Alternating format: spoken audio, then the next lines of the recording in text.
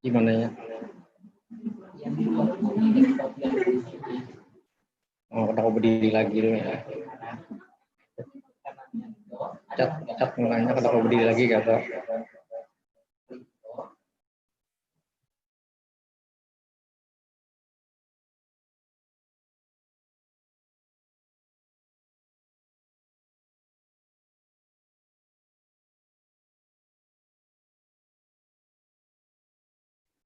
Jelas kok. Terima kasih. Bismillahirrahmanirrahim. Assalamualaikum warahmatullahi wabarakatuh.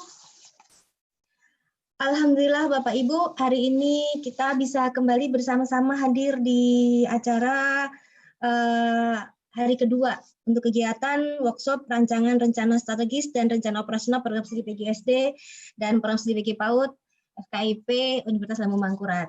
Yang saya hormati narasumber kita, Bapak Profesor Ahmad Suryansyah MPD. Yang saya hormati narasumber kedua kita, Ibu Profesor Hajah Aslamiah MPD PhD. Yang saya hormati Ketua Jurusan Ilmu Pendidikan. Yang saya hormati Ketua Program Studi PGSD. Yang saya hormati Ketua Program Studi PG PAUD. Yang saya hormati Ketua Program Studi Bimbingan Konseling. Yang saya hormati Sekretaris Program Studi PGSD dan Sekretaris Program Studi PG PAUD, beserta Bapak Ibu dosen di lingkungan Program Studi PGSD, PG PAUD, juga teman-teman mahasiswa yang berbahagia. Ya, alhamdulillah masih semangat ya hari ini peserta mendekati yang kemarin. Kemarin saya lihat sampai 68 dan hari ini sudah ada 50, mungkin masih akan ada lagi yang bergabung dengan kita di sini untuk kita sama-sama mengikuti kegiatan workshop rancangan rencana strategis dan rencana operasional program studi PGSD dan program studi PG PAUD, Fakultas Keguruan dan Ilmu Pendidikan. Dan untuk mempersingkat waktu, selanjutnya acara ini akan langsung saya serahkan kepada moderator kita, moderator tidak asing dengan kita ya. Untuk itu langsung akan saya serahkan kepada Ibu Rizky Amalia MPD. Silakan Bu Kiki, langsung saja.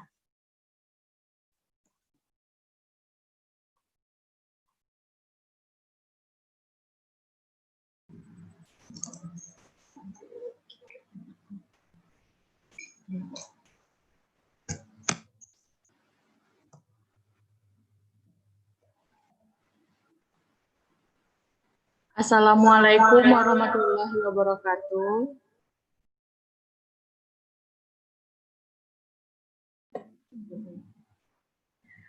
Selamat pagi Bapak Ibu semua, salam sejahtera untuk kita semua. Yang terhormat Bapak Profesor Dr. Andes Ahmad Suryansyah MPD PhD selaku Direktur Pascasarjana dan sekarang sebagai narasumber kita pada workshop penyusunan Renstra Program Studi PGSD dan PG PAUD. Yang kita hormati Ibu Profesor Dr. Hajah Aslamiah MPD PhD selaku Koordinator Magister Manajemen Pendidikan dan juga sebagai narasumber kita pada hari ini. Selanjutnya yang kita hormati Ibu Koordinator Program Studi PG PAUD dan Bapak Koordinator Program Studi PGSD. Selanjutnya Sekretaris Program Studi PG PAUD dan yang sama-sama kita hormati Bapak Ibu semua yang sudah bersedia hadir pada lanjutan penyusunan Renstra Prodi PGSD dan PG PAUD. Baiklah, untuk tidak memperpanjang kata mukadimah, narasumber pertama yaitu Bapak Profesor Dr. Andes Ahmad Suryansyah MPD PhD akan memberikan arahan dan materi tentang penyusunan Renstra Program Studi PGSD dan PG PAUD. Kepada Bapak, kami persilakan. Terima kasih, moderator. Assalamualaikum warahmatullahi wabarakatuh. Yang saya hormati Ketua Jurusan Ilmu Pendidikan, Pak Dr. Ali Rahman, MPD. Yang saya hormati Ketua Koordinator Prodi PG PAUD, Ibu Dr. Novitawati, SPC MPD.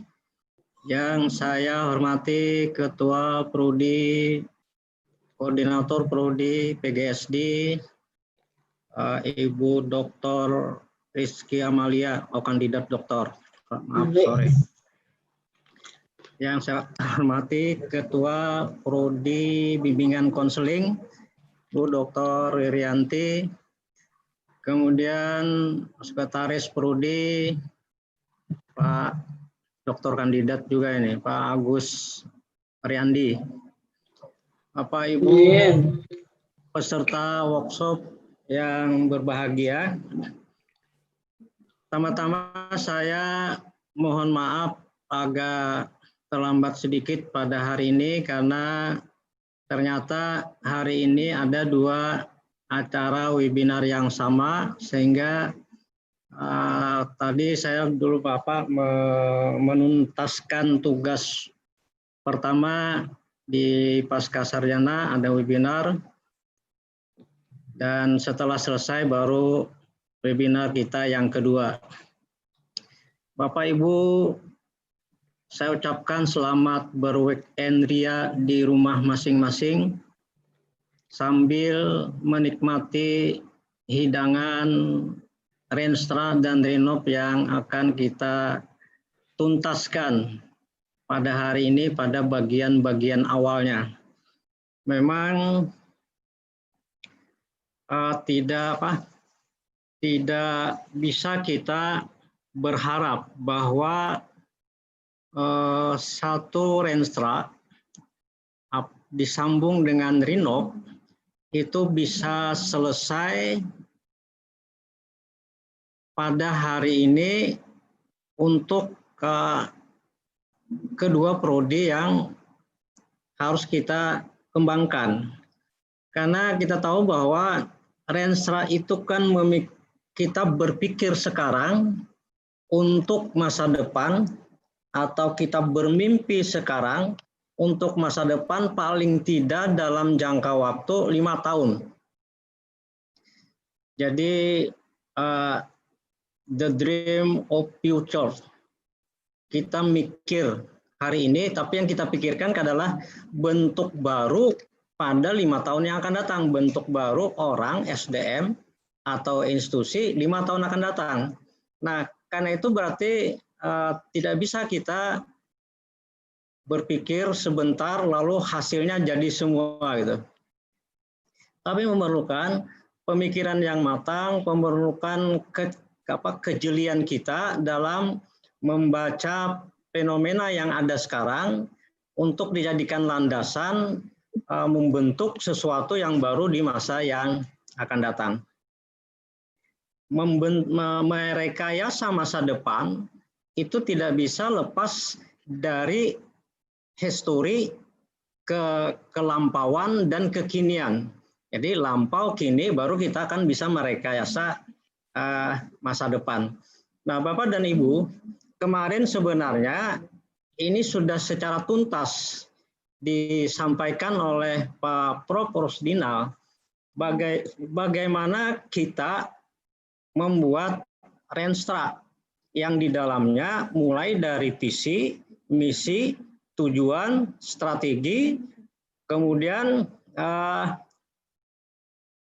fokus pengembangan. Yang fokus pengembangan itu didasarkan kepada analisis SWOT, analisis kekuatan, kelemahan, peluang, dan tantangan. Secara teoretik memang sangat mudah mengatakan ini adalah tujuan, ini adalah kekuatan, ini adalah kelemahan, ini adalah peluang, ini adalah tantangan. Tetapi empirik itu sangat susah karena sering terjadi antara kekuatan dan kelemahan itu berpindah-pindah tempat. Peluang dan tantangan salah tempat, salah kamar. Ini empirik yang terjadi. Pada saat ini saya sedang mengoreksi 2 lab dari 2 perguruan tinggi yang berbeda. Satu perguruan tinggi di Kalimantan Selatan, satunya perguruan tinggi di luar Kalimantan Selatan. 2 lab yang saya periksa laporan evaluasi diri. Di dalamnya mencakup dari visi, misi, sampai kepada analisis kebutuhan dan program pengembangan. Itu pertukaran kamar antara kekuatan dan kelemahan itu sering terjadi. Di satu sisi mengatakan memiliki dosen yang hebat-hebat, di sisi lain mengatakan dosen kami lemah-lemah. Jadi kadang-kadang tertukar tempat. Padahal yang kita tahu kan bahwa kalau kekuatan dan kelemahan itu adalah internal faktor, kalau peluang dan tantangan adalah eksternal faktor. Misalnya ada yang mengatakan kelemahan dari kita adalah karena kebijakan pemerintah daerah tidak mengizinkan guru melanjutkan pendidikan sesuai dengan bidang ilmu. Itu bukan kelemahan, itu karena kebijakan itu adalah eksternal faktor, bukan internal faktor. Nah, kita harus memastikan dulu kalau dia kuat internal faktor, kalau dia lemah itu adalah internal faktor. Tapi kalau dia menjadi peluang dan menjadi tantangan itu adalah eksternal faktor. Itu satu sisi. Yang kedua, kelemahan pada saat pengembangan program, bagaimana mengembangkan program basisnya kekuatan tetapi luarnya ada peluang dan tantangan. Bagaimana mengembangkan program basisnya kelemahan tetapi di luar ada tantangan dan peluang. Nah, ini fokus-fokus itu yang harus kita coba kembangkan nanti gitu ya. Jadi saya tidak menyajikan lagi PPT seperti yang kemarin. Saya ingin pertama menyampaikan kembali, merefresh kembali apa yang disampaikan oleh Pak Prof. Rosdina. Lalu yang kedua tentang visi. Kita sudah punya visi baik PGSD maupun PG PAUD itu sudah punya visi. Apakah visi itu sesuatu yang baku? Visi itu bisa jadi terjadi perubahan di tengah. Kalau memang kita perlukan. Nah, PGSD punya visi itu sudah 5 tahun. PG PAUD sudah punya visi itu juga hampir 5 tahun. Apakah visi itu masih tetap sama seperti itu? Ini tergantung kita yang akan melihat. Di mana kita bisa menilai apakah visi itu tetap atau harus kita rubah, itu adalah the empirical condition. Kondisi-kondisi empirik yang sekarang menjadi tuntutan bagi dunia pendidikan untuk mengadaptasi diri, menyesuaikan diri dengan tuntutan dan kebutuhan lapangan dan kebutuhan masyarakat. Lalu dari visi itu kita kan harus lanjut ke misi. Apa misi yang ada di dalam kita telah susun? Apakah itu sudah tidak bisa berubah? Ini juga harus kita sesuaikan. Kalau saya melihat misi yang ada baik pada PGSD maupun PG PAUD, ada beberapa hal lagi yang organ yang belum tertampung dalam misi. Padahal apalagi dengan perkembangan kondisi sekarang, perkembangan COVID, perkembangan RE 4.0, perkembangan community 5.0 dan perkembangan lain itu menuntut perbaikan dan perubahan. Artinya apa? Artinya bahwa lembaga apapun tidak bisa stagnan dengan kondisi yang ada sekarang, tapi memerlukan satu perubahan, satu inovasi. The power of innovation itu adalah kunci kita untuk bisa menang dalam pertandingan melawan perkembangan dan perubahan masyarakat yang begitu cepat. Kalau daya inovasi, power of innovation itu mati, maka matilah organisasi itu. Kalau kuncinya di mana inovasi itu? Kuncinya harus dimulai dari misi kita. Apakah misi kita itu sudah menampung kemungkinan inovasi dalam rangka adaptasi dengan berbagai situasi dan kondisi. Ini perlu kita pikirkan dalam menilai visi kita.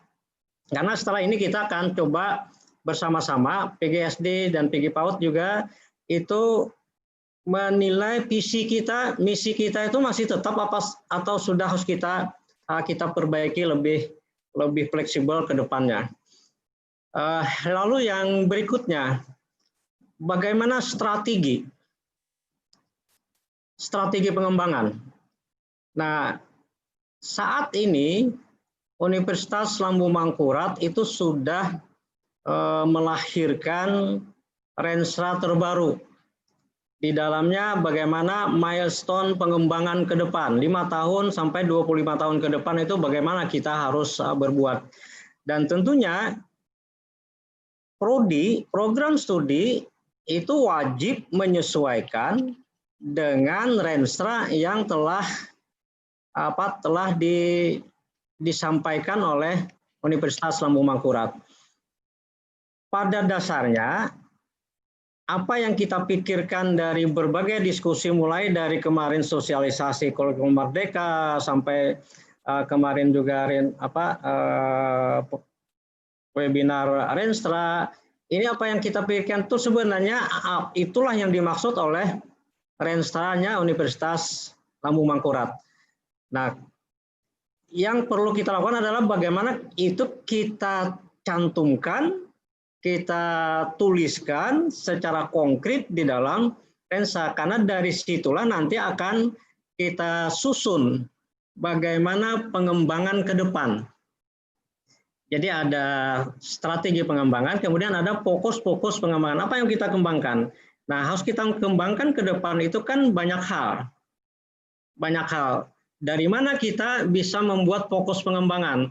Fokus pengembangan itu kita buat sumbernya adalah apa yang telah kita rumuskan, kita analisis dari kekuatan, kelemahan, peluang, dan tantangan. Berarti kuncinya adalah SWOT analisis. Bolehkah kita menggunakan analisis yang lain selain SWOT? Boleh. Apa? Kita bisa menggunakan fishbone analisis, analisis tulang ikan. Boleh. Atau kita mau menggunakan pohon problem. Pohon problem salah satu bentuk cara analisis untuk pengembangan program.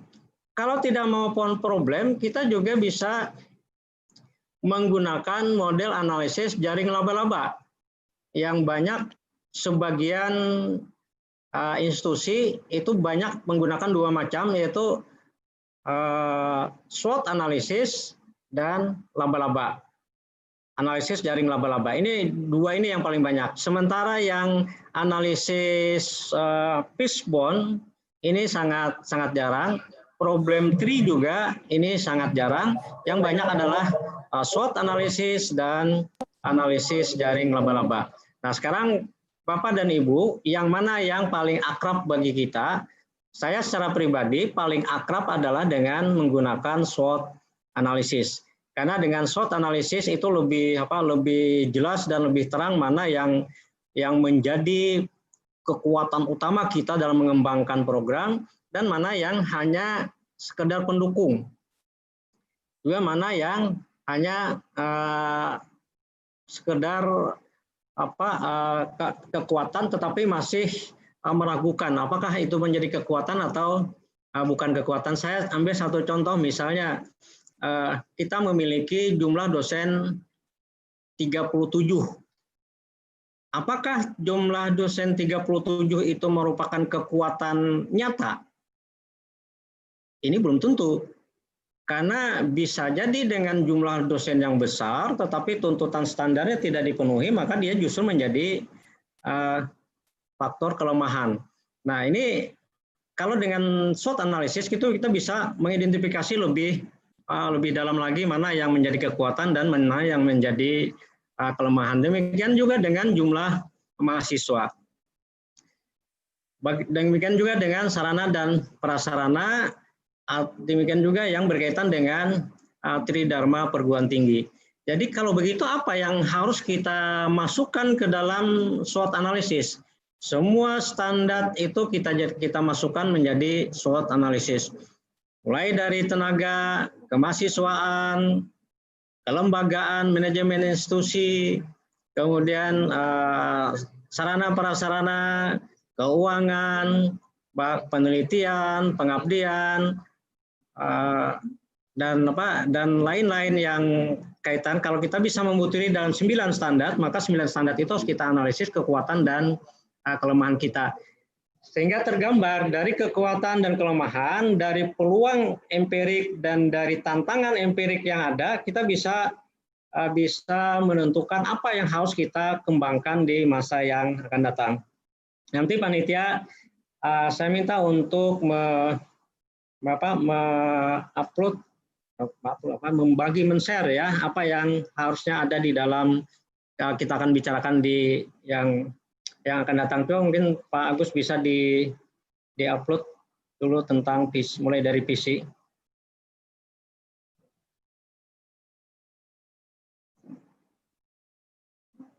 Baik Bapak Ibu, nanti Pak Agus akan membagi, men-share screen tentang,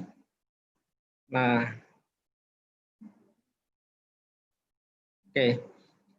Nah Bapak Ibu, ini satu contoh. Visi kita adalah menjadi lembaga pendidikan penghasil guru sekolah dasar yang unggul, profesional, dan berbasis karakter. Kalau visi ini kan fokus kita hanya sebagai guru. Apakah nanti ke depan kita hanya menghasilkan guru?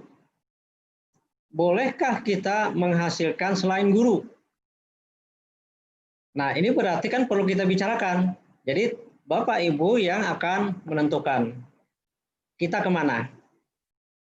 Kemarin kita menyusun kurikulum dengan menyusun profil yang macam-macam isinya.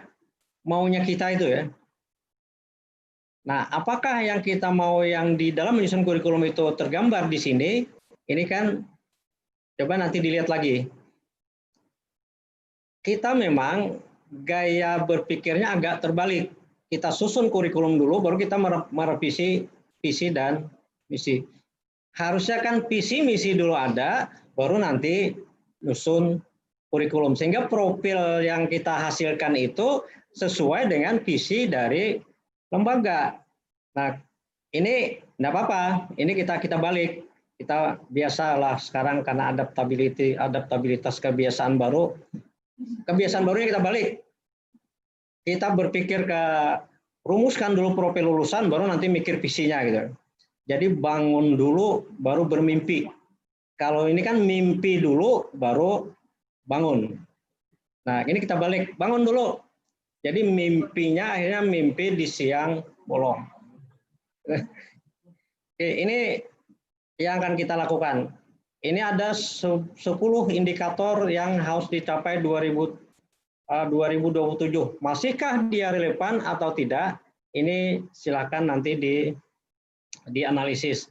Demikian juga kemampuan profesionalnya dan seterusnya. Terus kita masuk ke karakter, misi. Nah, misi kita, stop dulu.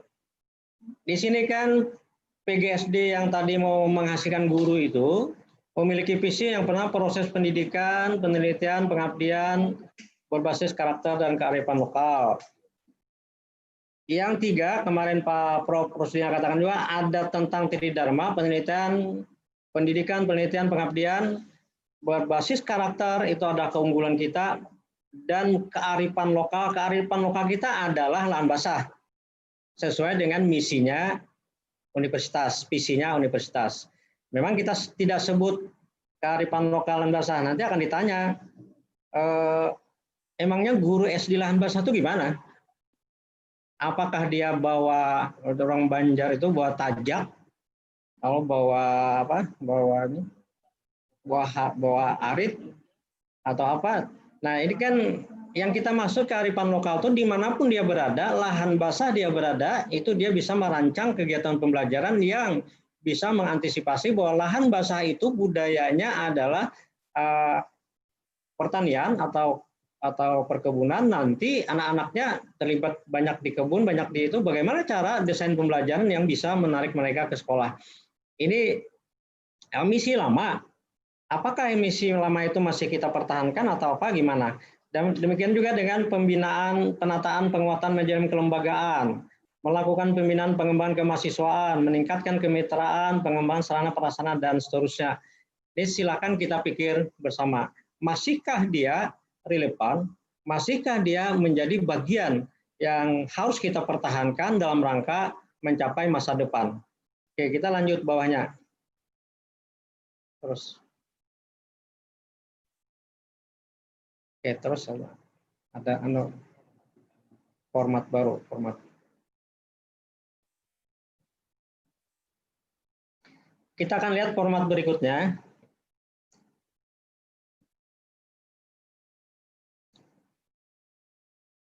Nah, Bapak Ibu, ini kita bikin format standar. Jadi baru mengidentifikasi, belum kita membuat analisis silang bagaimana kalau kekuatan begini, kelemahan kekuatan begini, kelemahan begini, peluangnya begini, programnya apa? Ini belum kita membuat silang analisis kuadran. Jadi kalau mahasiswa kita ajak menganalisis post tabulasi, sekarang dosennya kita coba cara bersama-sama membuat analisis silang kuadran. Karena SWOT analisis itu kan ada 4 kuadran. Kuadran internal dan kuadran eksternal. 2 kuadran internal, 2 kuadran eksternal. Satu kuadran internal yang pertama adalah kekuatan. Kalau kita silang dengan 1 kuadran internal dan 1 kuadran eksternal, misalnya kuadran pertama strong, kekuatan. Kuadran kedua 1 internal berarti weakness, kelemahan. Lalu 1 kuadran eksternal kita ambil peluang. Kalau kekuatan begini, kelemahannya begini, peluangnya begini, program pengembangannya apa? Nah, itu namanya silang kuadran, analisis silang kuadran. Jadi pengembangan program, fokus pengembangan program, apakah itu dosen, kemahasiswaan, kelembagaan, dan lain-lain, itu dasarnya adalah analisis silang kuadran. Nah, kita belum sampai ke situ, kita sekarang mengidentifikasi dulu pada saat ini, sampai dengan detik ini, apa kekuatan kita. Yang internal kita. Apa saja internal? Banyak yang internal kita. Jangan tapi tegang, Muna.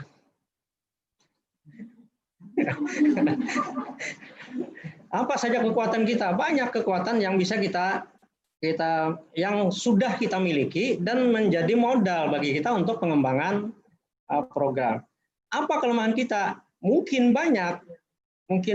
Nah, nanti mudah-mudahan Bapak dan Ibu tolong identifikasi sedetail-detailnya apa saja menjadi kekuatan kita, apa saja menjadi kelemahan kita, apa saja menjadi peluang bagi kita ke depan, lulusan kita, apa saja ancaman bagi lulusan kita ke depan. Dari sini kita bisa menentukan di mana sebenarnya posisi program studi kita di tengah-tengah masyarakat sekarang. Karena banyak, kalau di dalam borang 9 standar, itu disebut dengan faktor eksternal. Faktor eksternal itu analisis faktor eksternal sebenarnya adalah analisis tentang peluang dan ancaman. Itu yang LED yang sekarang, LED yang 9 standar. Analisis faktor eksternal, kita menganalisis di luar itu bagaimana. Ada program studi lain, ada universitas lain, ada tuntutan masyarakat begini, ada tuntutan pembangunan begini. Kira-kira posisi prodi kita tuh di mana? Apakah menjadi prodi yang unggul atau prodi yang justru terbelakang dibanding prodi-prodi lain. Kalau dia unggul, apa yang kita lakukan? Kalau posisi prodi kita ternyata di bawah di prodi-prodi lain, maka yang kita pikirkan adalah bagaimana kita bisa setara, minimal setara dengan prodi lain. Jadi mengukur posisi, mengukur di mana posisi kita berada, itu dasar bagi kita untuk pengembangan. Kalau kita tidak tahu posisi kita, ini di grade berapa posisi prodi kita nggak bisa melakukan program-program pengembangan ke depan. Karena itu data-data tentang faktor eksternal, peluang dan tantangan itu luar biasa banyak yang harus kita identifikasi sedetail mungkin. Sedetail mungkin. Kalau sudah itu ketemu dan kita lakukan analisis silang kuadran, baru kita bisa ketemu tentang strategi pengembangan. Kalau nggak ketemu itu, maka strategi pengembangan tidak akan bisa ketemu. Nah, kita sekarang hari ini saya berharap mampu dulu mengidentifikasi kekuatan, kelemahan, peluang, dan tantangan. Kalau sudah ini bisa, saya berharap nanti tim kecil berikutnya bisa membuat silang kuadran. Nah, silang kuadran itulah yang nanti yang akan menjadi fokus dalam pengembangan program. Nah, kalau sudah tertulis, teridentifikasi faktor-faktor yang harus kita kembangkan, itulah yang akan menjadi Renstra dan Dinox. Itu baru kita sampai kepada analisis pengembangan ini, itu baru bagian awal dari Renstra dan Dinox. Itu sehingga kalau begitu gimana?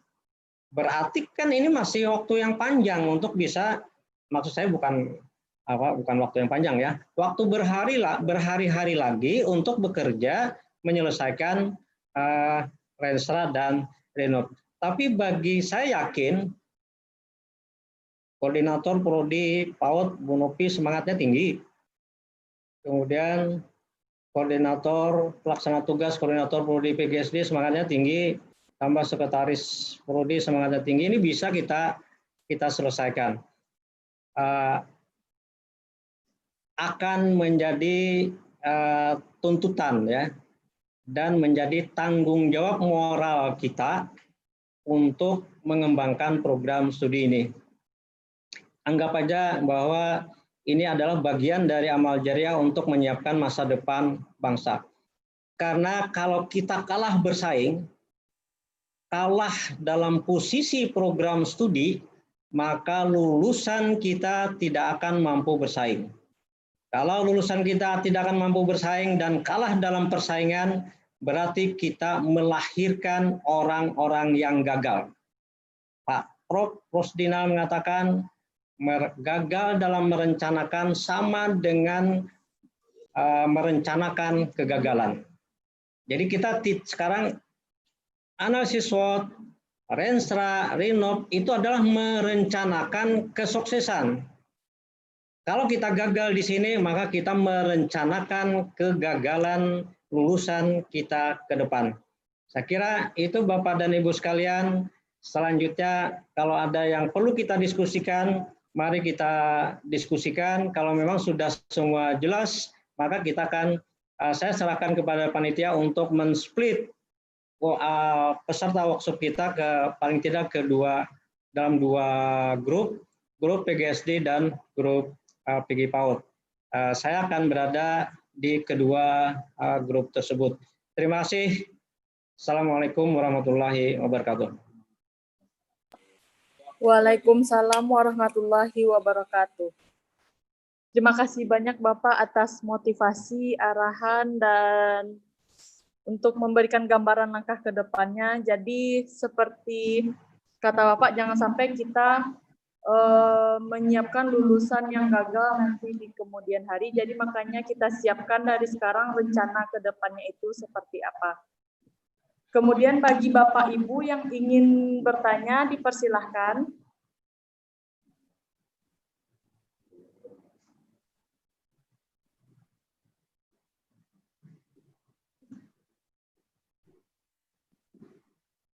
Silakan Pak Asrani, ini banyak gagasan nih Pak Asrani. Biasanya Pak Asrani kan sering nyusun Renstra.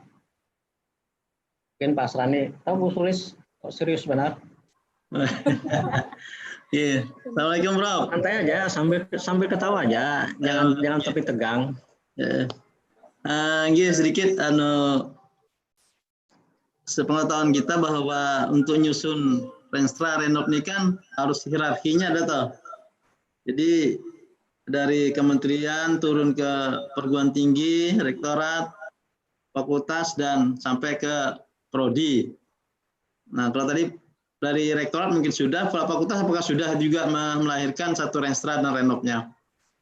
Nah, salah satu cara juga yang perlu kita cantumkan itu adalah bahwa kekhasan kita di sini kan berbasic kan lahan basah. Nah, apakah kita munculkan itu, Pak? Karena nanti kan pasti akan ditanya, kurikulum kita juga akan mengarah ke sana, walaupun kita tidak akan mencetak guru-guru di lahan basah kan gitu. Yang paling tidak kan arahnya kita ada nuansa ke sana kelihatannya. Kalau nanti pada saat ada akreditasi kan pasti di sana ditanyakan renstranya kemana nih, link apa enggak dengan linear apa enggak dengan di atasnya gitu kan. Nah, ini muka. Ya itu dulu Prof. Makasih. Assalamualaikum warahmatullahi wabarakatuh. Waalaikumsalam warahmatullahi wabarakatuh. Terima kasih Pak Sroni. Mungkin siapa lagi? Bu Sulis. Ada masukan? Menyimak Piana Prof, terpesona Prof. Jadi kalau misalnya Pian tuh memaparkan itu tuh kayak kuliah lagi di manajemen pendidikan. Makanya kalau ketinggalan tuh rugi benar. Oke, menyimak dulu Prof. Oke. Oke, makasih Bu Sulis. Siapa lagi Bu Maimunah? Jangan lesu Bu Maimunah, jangan lesu. Bapak bisa benar. Semangat Pak, nah semangat mulai pagi hendak menyaksikan Pian. Alhamdulillah, selamat mulai pagi. Bu Erni.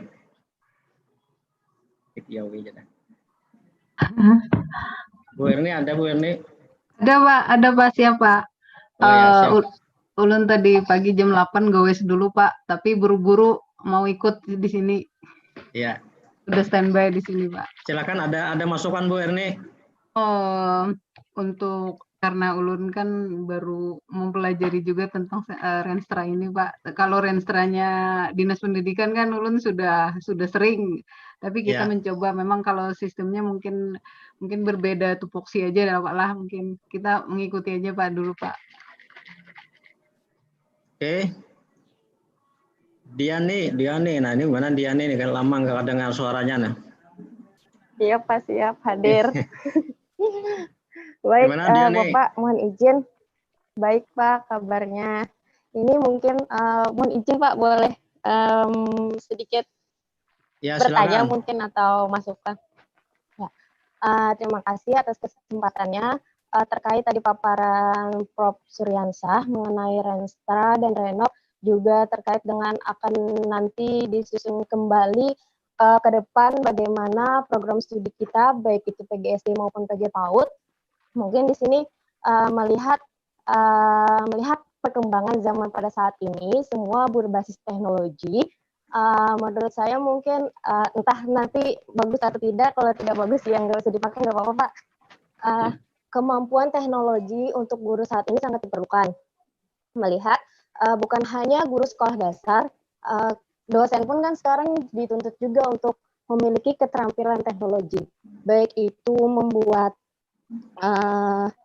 video, mengajar, YouTube, dan lain sebagainya. Sekarang pendidikan membuat media pembelajaran atau YouTube itu sudah sesuatu yang wajib kayak gitu Pak, yang harus dimiliki oleh guru sekolah dasar.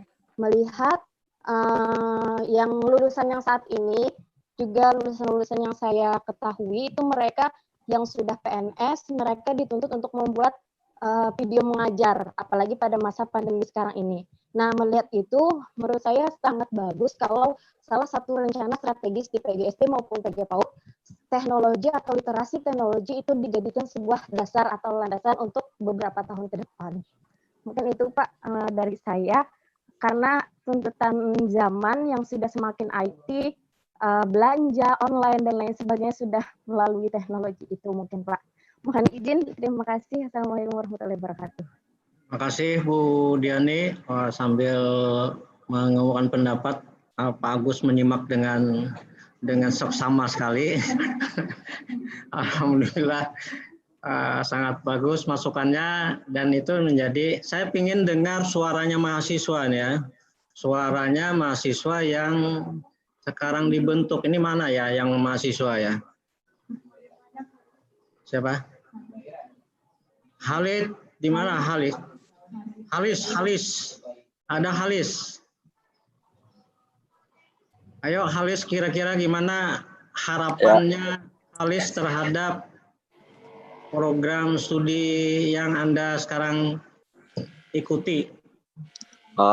Ulun sebagai tes ada suara ulun, ya. Pak? Ya, siap.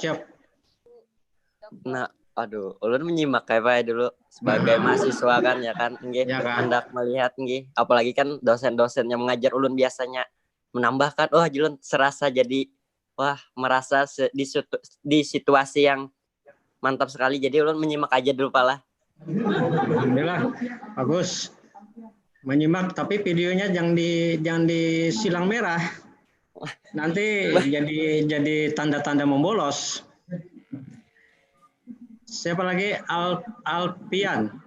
Ada Alpian?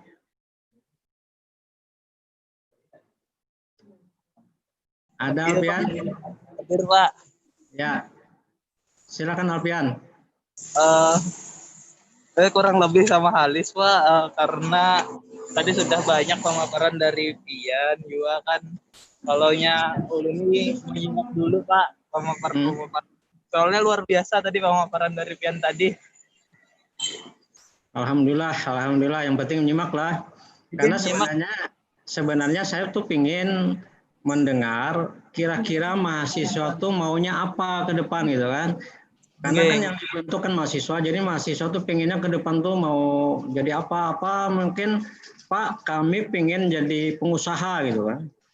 Ya berarti kan harus mata kuliah apa yang harus kami siapkan. Nah, atau kalau beberapa yang saya lihat lulusan PGSD dan PG PAUD itu kan banyak juga kerja di bank. Salah satunya, kok Mona senyum-senyum? Kerja di bank. Kan artinya ada hal yang perlu kita bentuk. Apakah mereka perlu kita tambah lagi ada keterampilan kemampuan khusus supaya mereka bisa bekerja di tempat lain selain di bank, selain di guru gitu ya. Oke, itu kan ada lagi yang lain ya. Bapak, izin ulun masuk lagi Pak, Halis. Oke, silakan. Nah, enggih mendengar kata Pian tadi kan, nah ulun ada keinginan jakanya itu mahasiswa kita itu Pak ada SKS di mana mahasiswa itu diberikan pilihan untuk ke jurusan lain atau prodi lain. Mereka itu mengambil mata kuliah sesuai passion mereka, karena kita tahu PGSD tidak semua dari kita ini akan jadi guru. Bisa saja kita menjadi pengusaha ya kan, bisa saja jadi apalah misalnya kayak gitu. Asal jangan jadi dokter aja, enggak apa-apa. Iya Pak. Ya. Jadi ulun mintanya kayak gitu Pak. Misal ada juga diadakan PPL, nah mungkin karena sebagai guru kan kita harus berhadapan langsung dengan mahasiswa itu Pak. Kalau kita cuma ilmu saja, materi saja itu kurang menurut ulun. Karena tidak semua mahasiswa diberikan kesempatan untuk mengajar langsung saat waktu kuliahnya itu nah. Ya. Oke. Makasih Pak. Setuju, kasih 6 bulan nanti ke sekolah. Ya. Jadi mahasiswa nanti siap-siap ke 6 bulan ke sekolah, biar lama di sekolah. Untung di sekolah SD bukan di SMP. Kalau di SMP bisa ada yang ada bulit lagi. Itu masukan yang bagus, Bapak Ibu koordinator prodi dan kita semua para dosen perlu menyerap aspirasi dari apa yang diinginkan mahasiswa. Saya minta komentarkan dari yang pegang-pegang lembaga ya. Kalau yang sekarang pegang belum lulus sehingga pengen kalau dia lulus itu jadi apa dan kemampuan apa yang akan dilakukan. Nah, yang alumni nanti akan kami minta dalam tracer study ya. Kami akan minta melalui tracer study para alumni itu setelah lulus itu merasa bagaimana? Apakah merasa ternyata kami kurang ini, kurang itu, atau merasa kami kelebihan ini, kelebihan itu gitu. Nah, kalau misalnya kelebihan bisa kita kurangi, kalau dia kurang baru kita tambahkan gitu ya.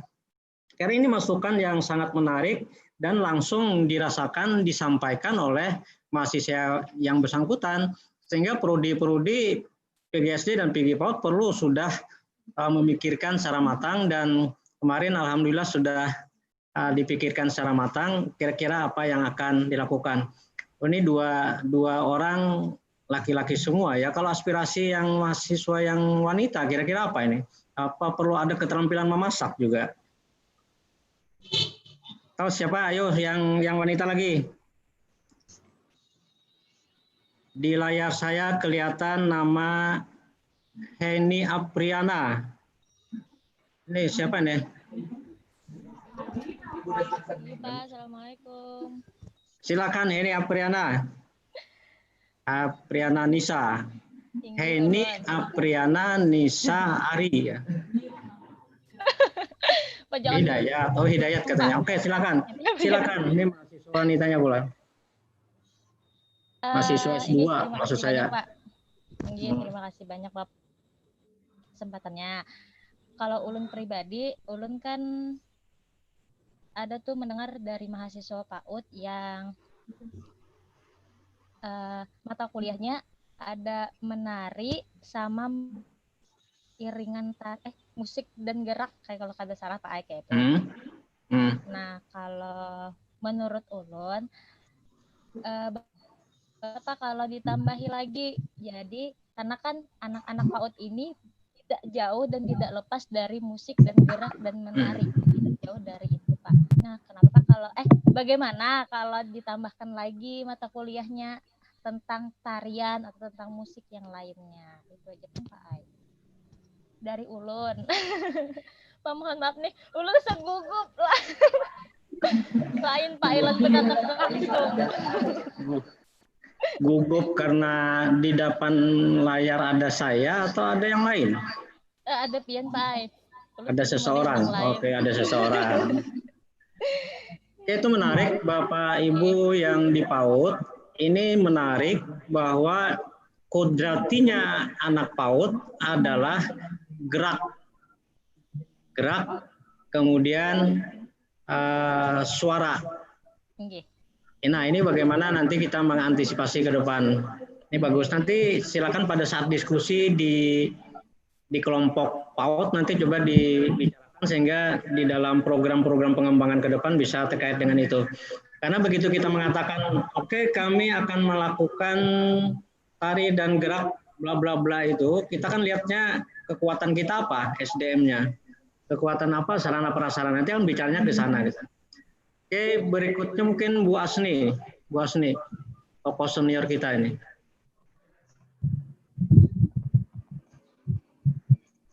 Ya, terima kasih. Assalamualaikum warahmatullahi wabarakatuh.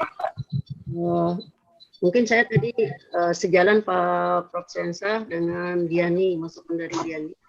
Karena kami di semester 4 juga sudah melaksanakan berbagai hal untuk para mahasiswa, memberi tugas latihan video dan membuat video, kemudian juga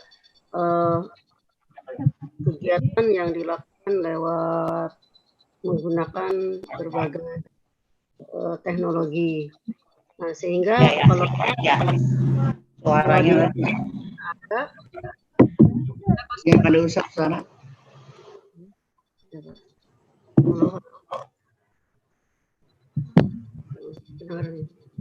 Ya, Bu Asni.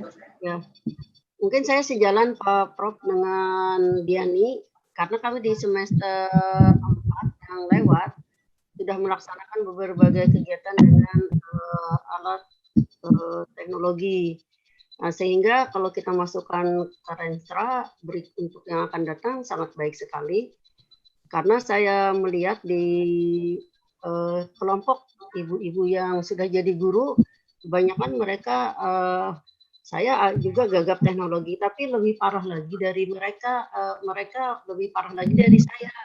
Jadi kemungkinan kita memulai sekarang atau nanti di semester yang akan datang juga memasukkan teknologi yang lebih baik lagi. Walaupun kita sudah ada menggunakan teknologi yang sangat baik. Nah, mungkin itu dulu Pak Prof, mungkin nanti perkembangan di diskusi nanti. Terima kasih Bu. Terima kasih Bu Dr. Asniwati MPD. Selanjutnya saya minta dosen muda nih. Saya lihat acak di layar kaca saya, ini ada namanya Celia Sinantia. Mana Celia Sinantia? Mohon komennya ini. Gimana harapan-harapannya yang akan kita bangun ini, karena Bu Celia Sinantia adalah teknologi. Jadi karena teknologi berarti mungkin ada masukan searah dengan saran Bu Asni dan Bu Diani. Silakan, Sally.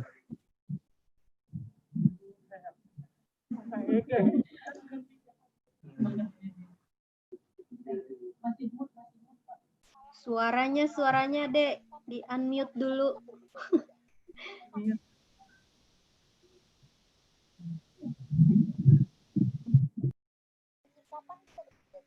Mic-nya belum on, Oh iya. Ya.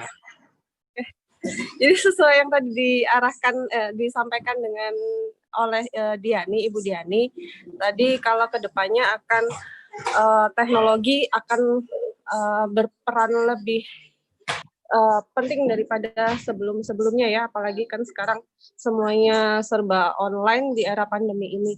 Jadi kalau dari saya pribadi, teknologi untuk kemampuan di bidang teknologi untuk guru ataupun dosen itu tidak semata-mata nanti hanya untuk membuat video pembelajaran saja, tapi lebih daripada itu, misalnya dalam penyimpanan data.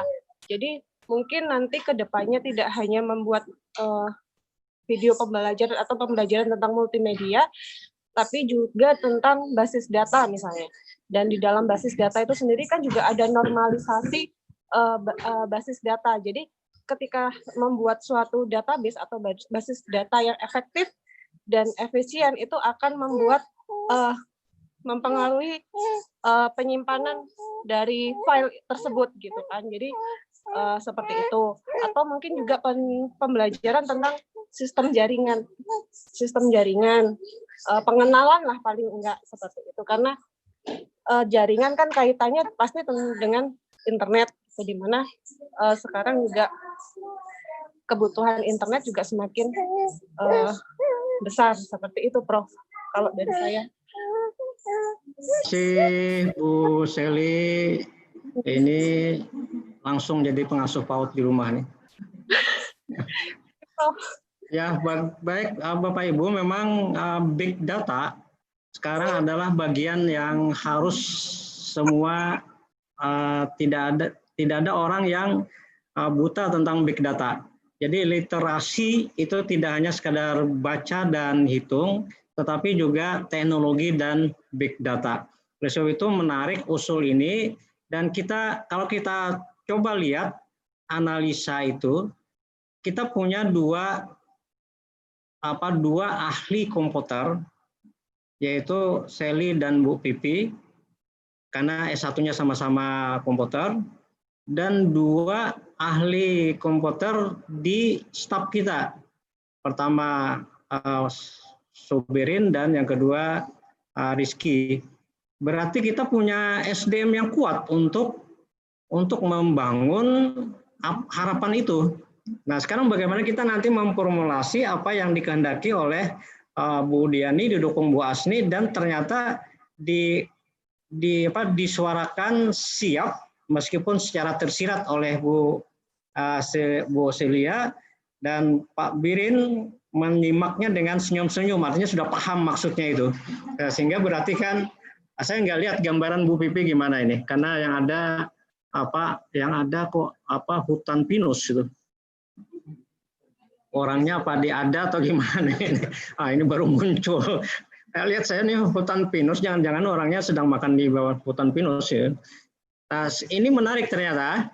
Bapak Ibu, saya sudah dapat gambaran secara umum apa harapan dosen senior, apa harapan dosen muda PGSD, apa harapan dosen muda PG PAUD tadi, dan apa harapan mahasiswa juga tergambar dari itu semua. Saya kira akan sangat menarik nanti dibahas pada saat kita berbagi dalam program studi. mohon bantuan kawan-kawan dari bimbingan konseling, mudah-mudahan tidak lip di acara ini, karena kami perlu bantuan pemikiran juga di PAUD maupun di PGSD. Saya kira demikian, Bu Pak Sur, Novi. bisa memotong Pak Sur untuk tambahan saran. Oke, silakan. Alhamdulillah. Pak Assalamualaikum Agus, warahmatullahi wabarakatuh. tambah gagah Pak Agus di hari libur ini. Belum supaya kada kalah benar lawan pian Pak. Kalah kada apa-apa lah, cuma jangan kalah benar gitu nah. Nah ya, artinya setara. Kada mungkin kalau setara Pak. Silakan Pak Agus. Jadi Pak Prof, ulun selama ini terima kasih udah diberi kesempatan untuk ngajar di program PGSD. Tadi disuruh bermimpi, ulun pun bermimpi juga ini sebenarnya untuk PGSD. Kami lihat dalam 3 tahun terakhir ini PGSD sudah bisa go internasional, yaitu mengirim mahasiswa ke Malaysia, ke Filipina, dan juga ke Thailand.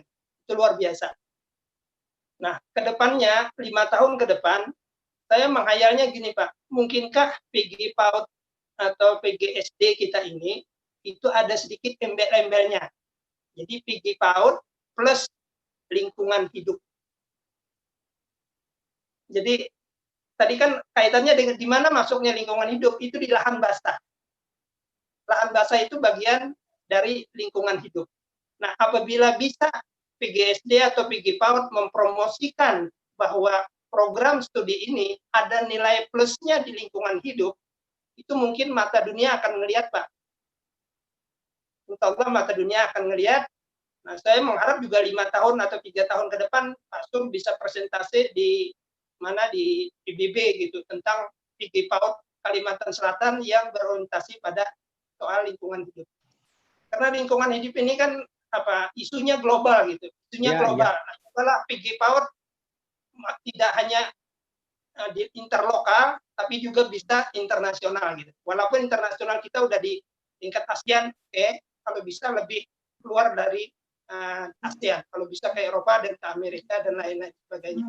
Jadi apakah memungkinkan di PG PAUD untuk kedepannya itu atau PGSD ada mencantumkan satu mata kuliah tentang lingkungan hidup. Jadi ada plusnya yang merupakan isu internasional. Mungkin itu aja Pak Sur. Terima kasih. Assalamualaikum warahmatullahi wabarakatuh. Waalaikumsalam. Wah, ini luar biasa. Saya kira tidak ada sesuatu yang tidak mungkin.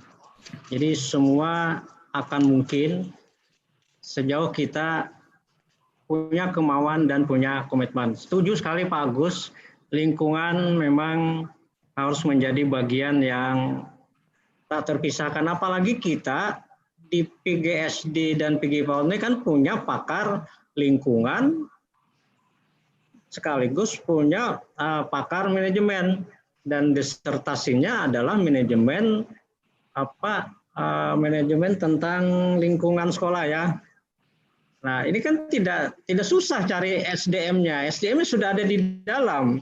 Saya kira saya sangat setuju Bu Nopi, ini pesan khusus, dan Bu Kiki pesan khusus, dan mohon nanti dipikirkan bagaimana kita mengekuivalenkan mata kuliah lingkungan hidup itu bagian dari mata kuliah baik di PGSD maupun di PG PAUD.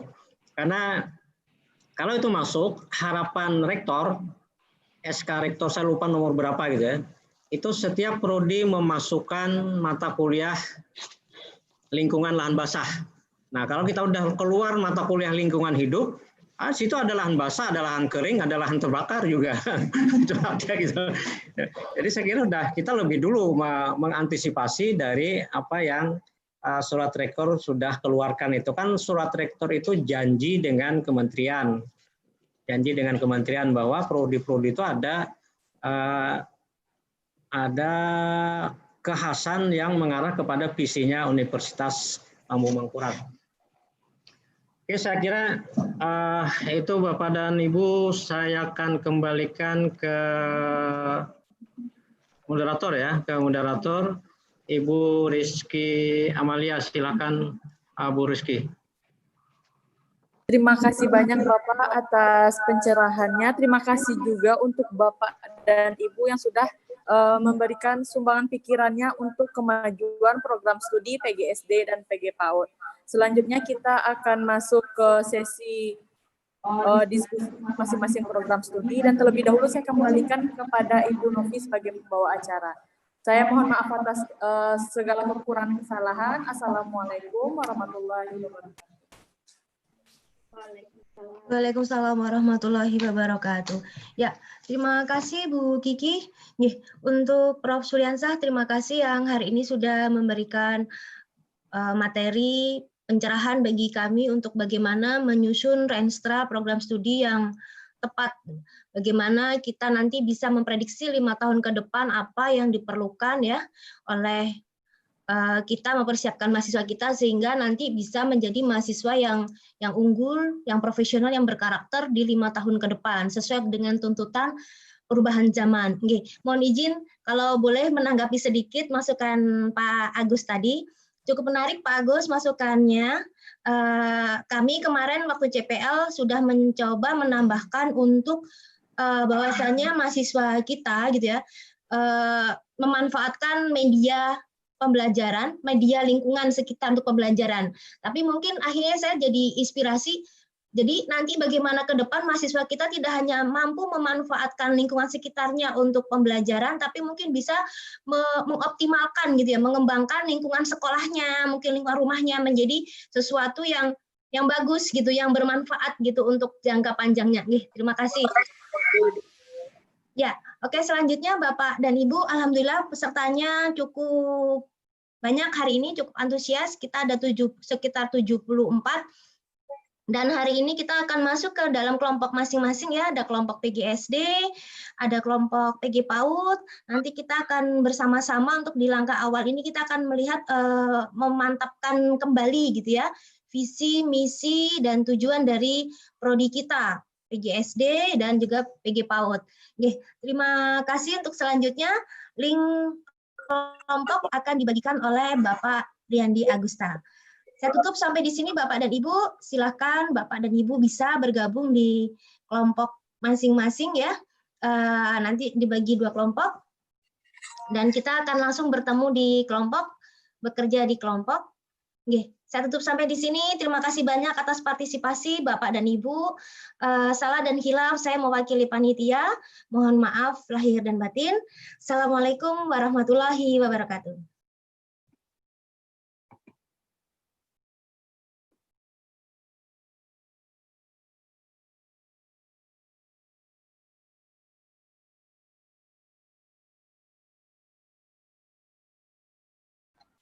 Bapak dan Ibu silahkan ketik di kolom chat, Bapak dan Ibu mau masuk di mana?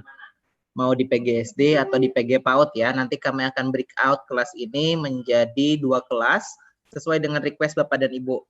Oke, ini sudah mulai ada yang mengisi, silahkan di chat.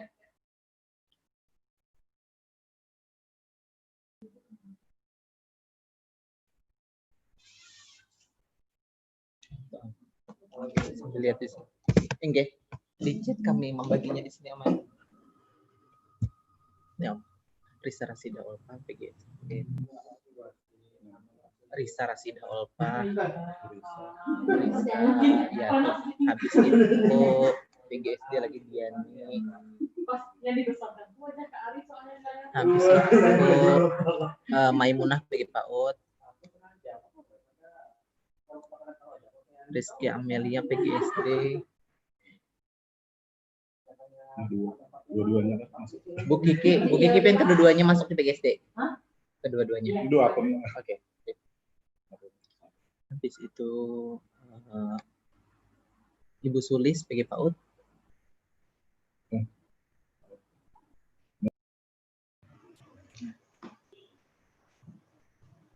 Agus.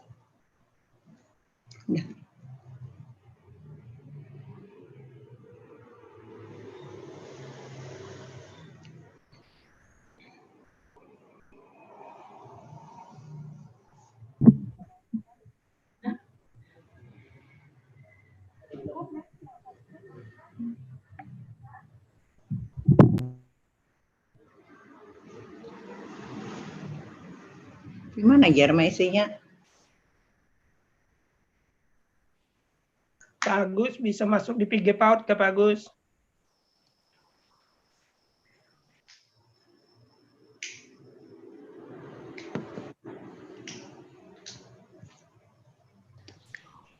Bisa Pak Agus, mantap. Sebentar ya Bu ya, mohon ilmu dari bersabar, Pak kami Agus, lagi membreak out kelasnya. Iya, Pak bisa Agus. masuk di PG PAUD.